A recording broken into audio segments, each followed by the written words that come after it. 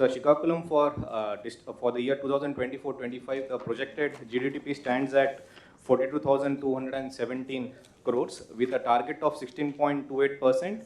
We'll be reaching 49,088 crores. The district stands at 1.59 lakhs of per capita income and will be increasing it to 1.85 lakhs next year.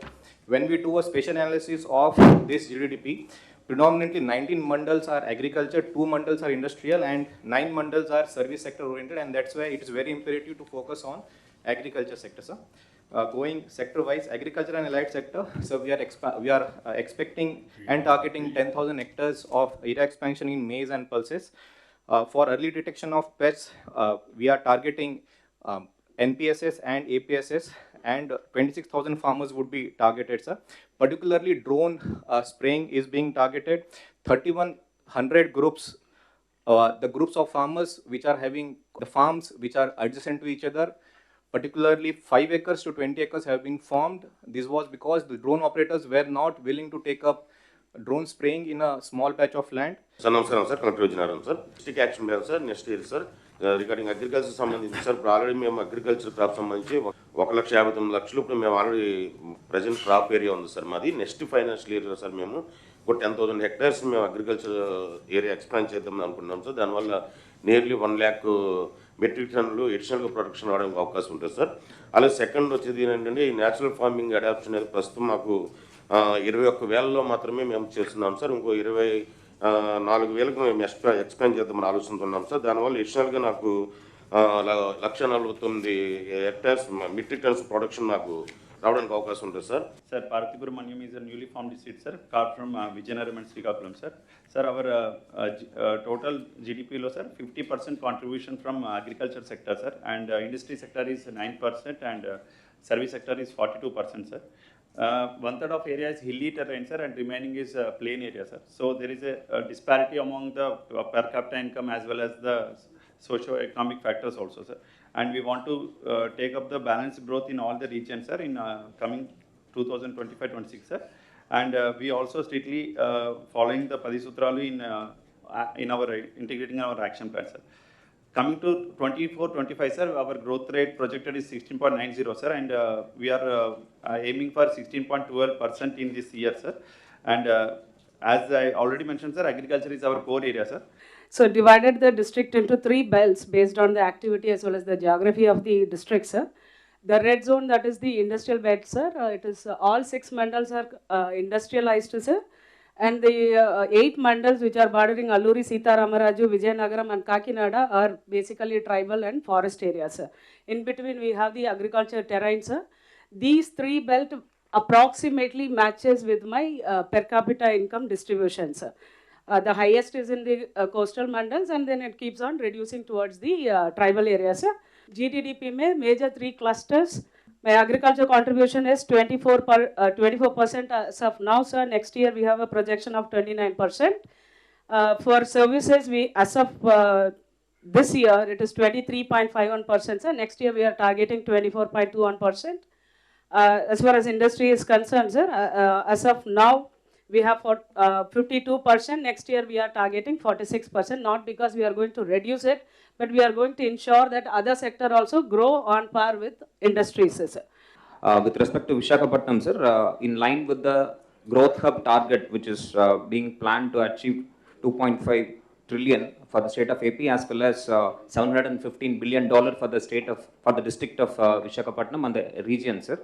We have planned the target, sir. We have planned to achieve 15.67% GDP growth over this period, sir. And target is to achieve a GDP of 1,45,774 crores, sir, and per capita income of 6,14,763, sir. So that is the target which we have set for ourselves, sir. If you look at the sector, sir, sector-wise contribution, agriculture contributes the whole set of activities under agriculture sector contributes only 5%, sir. And within that, agriculture alone contributes only 3% of the GVA, sir, which is only 68 crores, sir. So our focus is to bring the fallow lands into cultivation, sir, because of the high land prices and absentee landlordism, sir. A lot of fallow land is there, sir. 2,000 hectares of fallow land is there, sir. So our aim is to bring at least 200 hectares of fallow land into cultivation in the next 1 year period, sir. This we have given targets RSK wise, sir. Raita Seva Kendra wise, sir. And second is to introduce high yield varieties in the existing crop which is being cultivated, sir. Primarily paddy and millets are the major crops under agriculture, sir. So we want to introduce better varieties so the productivity increases by at least 10%, sir. In case of paddy, sir, MTU 1224, RNR 15048, these are the varieties we are planning to introduce. And in case of millet, Indravati and Vegavati, these are the varieties we are planning to introduce, sir. మీ అందరి role ఉంది ఆ జిల్లా భవిష్యత్తు పైన. అందుకే ఇటు మంత్రులున్నా, అటు incharge secretaries ఉన్నా, అటు జోనల్ ఇన్ఛార్జ్ ఉన్నా, కలెక్టర్స్ ఉన్నా, జిల్లా అడ్మినిస్ట్రేషన్ ఉన్నా, అందరి రోల్ ఉంది. ఇక్కడికి వచ్చినప్పుడు బ్రాడ్గా మీరు చూస్తే ఈరోజు రాష్ట్రంలో ఈ సంవత్సరం మనం టార్గెట్ పెట్టుకున్నది 3,11,004 రూపాయలు పర్ క్యాపిటా ఇన్కమ్ ఆవరేజ్. ఈ సంవత్సరం మనం గ్రో అయింది 12.02%. ఇప్పుడు మీరందరూ నాకు అన్ని విషయాలు చెప్పారు, కానీ ఇక్కడ నేను అన్ని మా ఫైనాన్స్ కూడా ఇవ్వకపోతే, ప్లానింగ్ కూడా ఇవ్వకపోతే నేను ఇప్పుడు రాసుకుంటూ కూర్చున్నాను మొత్తం డేటా అంతా, వచ్చిన డేటా అంతా. శ్రీకాకుళం ఇప్పటికే ఆ జిల్లాల్లో మీరు చూస్తే 6 జిల్లాలు, 6 జిల్లాల్లో highest per capita income Visakhapatnam, second highest per capita income Anakapalli. ఈ ప్రజలకు కూడా వెళ్ళాలి, వాళ్ళలో కూడా స్ఫూర్తి రావాలి, మీలో కూడా చైతన్యం రావాలి. విశాఖపట్నం ఈ సంవత్సరానికి మనం 4,86,235 నుంచి 5,32,893 రూపాయలు పర్ క్యాపిటల్ ఇన్కమ్ పెరుగుతుంది. Highest in the state Visakhapatnam. ఆంధ్రప్రదేశ్లో 5 లక్షల పైన ఉండే మొదటి రాష్ట్రం, మొదటి జిల్లా Visakhapatnam. Congratulations, that district deserves. అయితే దాని తర్వాత మీరు చూస్తే అనకాపల్లి 2,73,026 నుంచి 3,18,827 వస్తుంది, అది సెకండ్ ప్లేస్. మూడో ప్లేస్ వచ్చి అల్లూరి సీతారామరాజు 1,79,391 నుంచి 2,05,919 మూడో ప్లేస్ వస్తుంది. నాలుగో ప్లేస్ విజయనగరం, అంటే ఈ సంవత్సరం 4వ ప్లేస్ పర్ క్యాపిటల్ ఇన్కంలో. 4 వచ్చి విజయనగరంలో 1,53,172 నుంచి 1,73,289 రూపాయలు, 4వ ప్లేస్. 5వ ప్లేస్ వచ్చి పార్వతీపురం మండ్యం, ఇది 1,43,449 నుంచి 1,67,543 రూపాయలు. 6వ ప్లేస్ శ్రీకాకుళం 1,41,730 నుంచి 1,59,620 రూపాయలు. ఏజెన్సీ కంటే వెనక ఉంది.